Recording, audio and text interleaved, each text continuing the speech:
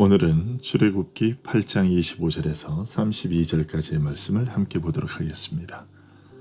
출애굽기 8장 25절에서 32절까지의 말씀을 제가 봉독해 드리겠습니다. 바로가 모세와 아론을 불러 이르되 너희는 가서 이 땅에서 너희 하나님께 제사를 드리라.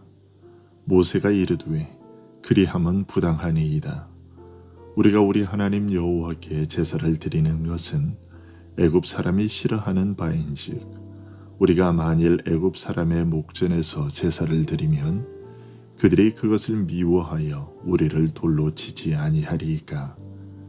우리가 사흘 길쯤 광야로 들어가서 우리 하나님 여호와께 제사를 드리되 우리에게 명령하시는 대로 하려 하나이다.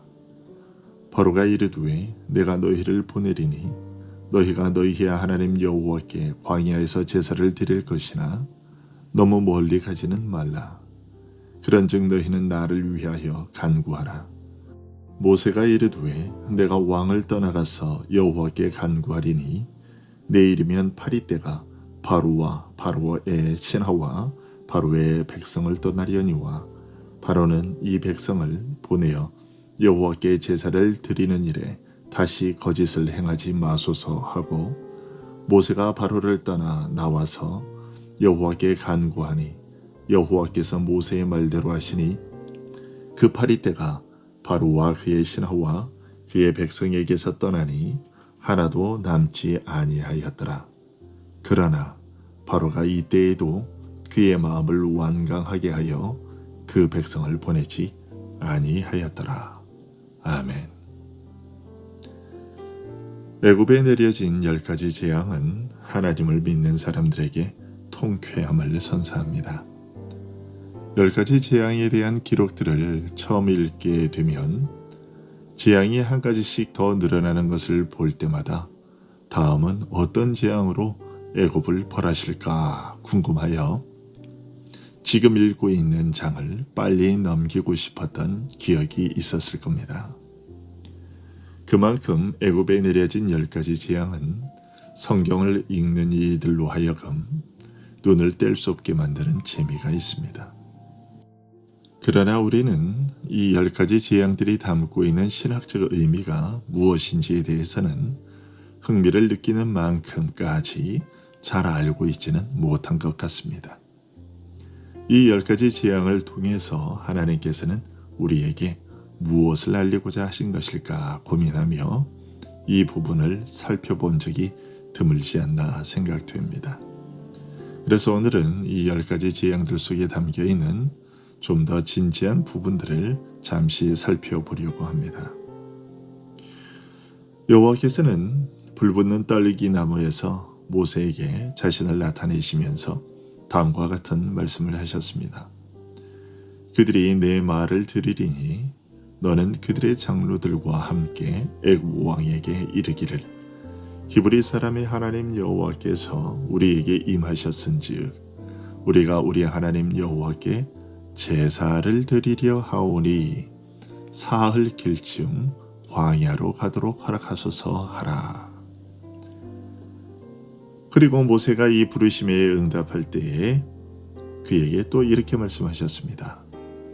여호와께서 모세에게 이르시되 네가 애굽으로 돌아가거든 내가 내 손에 준 이적을 바로 앞에서 다 행하라. 그러나 내가 그의 마음을 완악하게 한즉 그가 백성을 보내주지 아니하리니 너는 바로에게 이르기를 여호와의 말씀에 이스라엘은 내 아들 내 장자라. 내가 네게 이르기를 내 아들을 보내주어 나를 섬기게 하라 하여도 네가 보내주기를 거절하니 내가 내 아들 내 장자를 죽이리라 하셨다 하라 하시니라.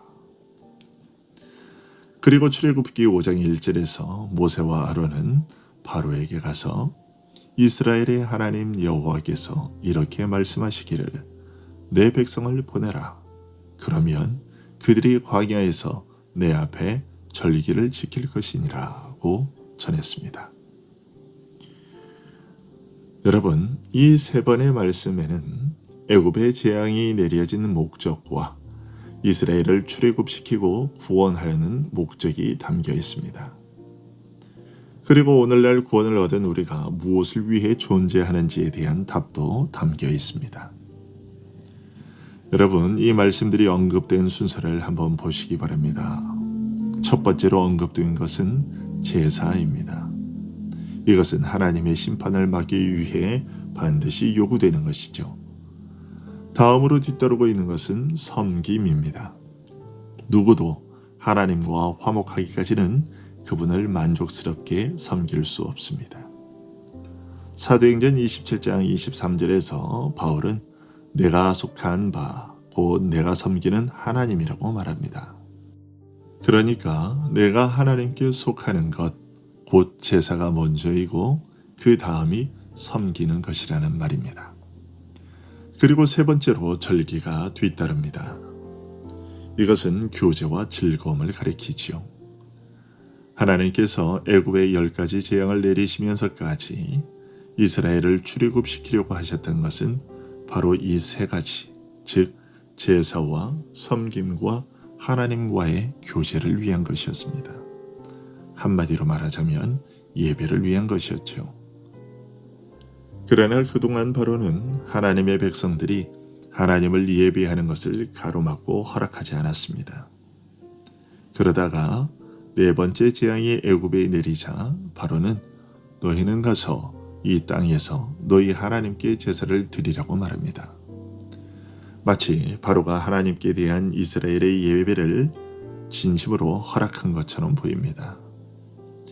하지만 바로의 이 말은 결코 하나님께 대한 순수한 예배를 허락한 것이 아닙니다.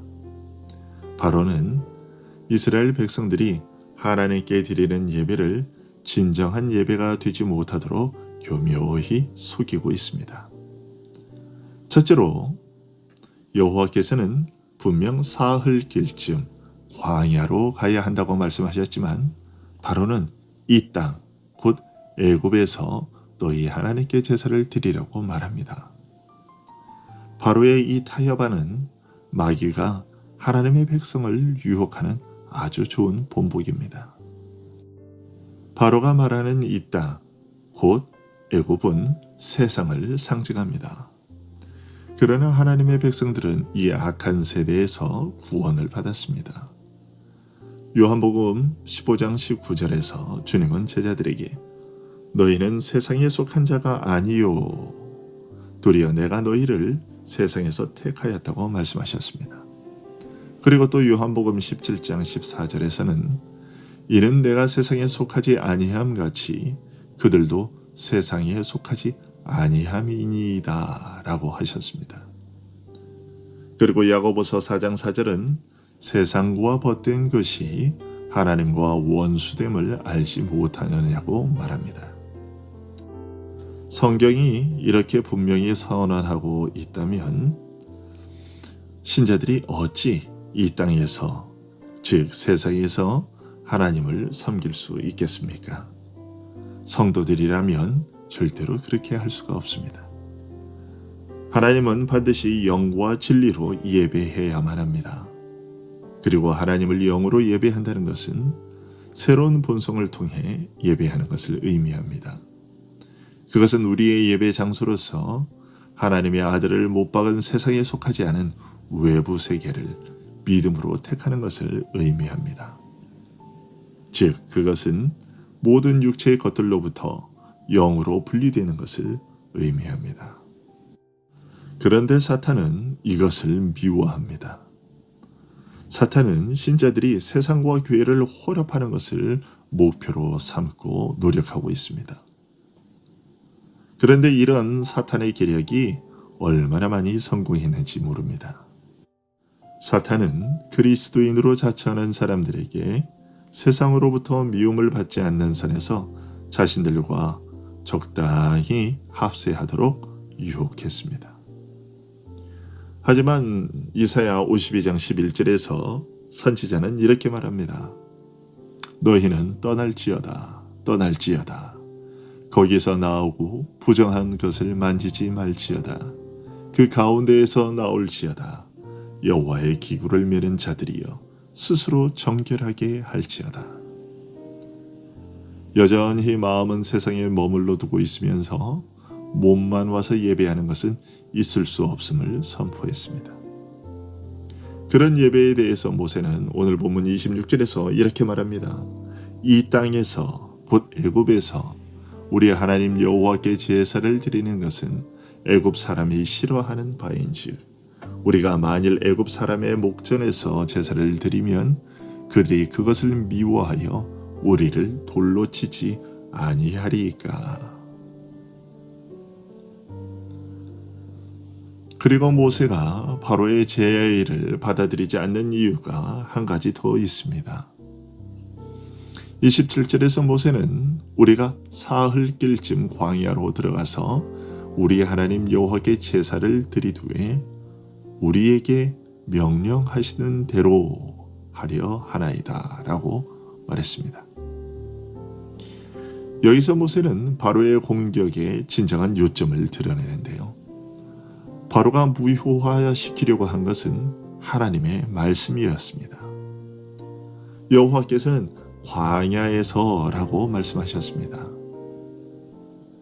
그러기에 바로가 말한 것을 받아들여 이 땅, 곧 애굽에서 예외한다는 것은 굉장한 불순종이 되는 것이었죠. 하나님께서 일단 말씀하시면 그것으로 모든 일은 끝납니다. 논쟁을 하거나 재론할 여지가 없습니다. 그런 일은 헛된 일입니다. 우리들의 의무는 순복하는 것밖에 없습니다. 말씀 자체가 우리들의 예배와 봉사와 모든 활동을 조정해야만 하는 것이죠. 인간의 의견, 인간의 전통, 인간의 관습과 편의는 예배와 아무런 상관이 없습니다. 신성한 계시인 성경의 말씀만이 우리들이 호소할 수 있는 유일한 법정입니다. 이 법정에서는 다른 것을 가지고 주장할 수가 없습니다. 우리의 관심, 우리의 기분, 우리의 방법으로부터의 분리는 그리스도인들의 첫 번째 규칙입니다. 그래서 사도 요한은 요한일서 2장 15절에서 이 세상이나 세상에 있는 것들을 사랑하지 말라. 누구든지 세상을 사랑하면 아버지의 사랑이 그 안에 있지 아니하니라고 말합니다. 여러분, 하나님은 그의 백성들을 애굽에서 이끌어내어 그들에게 아무것도 주지 않으려고 마음먹으신 것이 아니었습니다.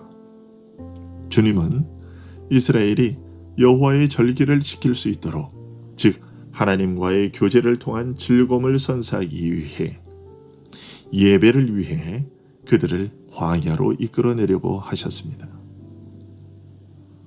진실로 하나님께서 그의 백성들에게 주시고자 하는 그 교제의 즐거움은 광야에서 누릴 수 있는 것이었습니다. 즉 하나님께서 지정하신 곳에서만 이루어질 수 있는 것이었죠. 그런데 바로는 자꾸만 자기들의 땅에서 그것을 행하라고 유혹했습니다. 그리고 오늘도 세상은 자기들 안에서 적당히 예배하라고 우리들을 유혹하고 있습니다. 그러나 하나님께서 요구하시는 예배 장소는 죄된 본성이 작동하지 않도록 세상과 분리시켜주는 그리스도이십니다. 그 안에서 드려지는 예배만이 하나님께서 받으시는 예배입니다. 이것을 기억하고 하나님께서 우리를 애굽이라는 죄된 세상에서 건져내려 하신 목적인 참다운 예배를 드리는 복을 누리는 자들이 되기를 소원합니다. 기도하겠습니다.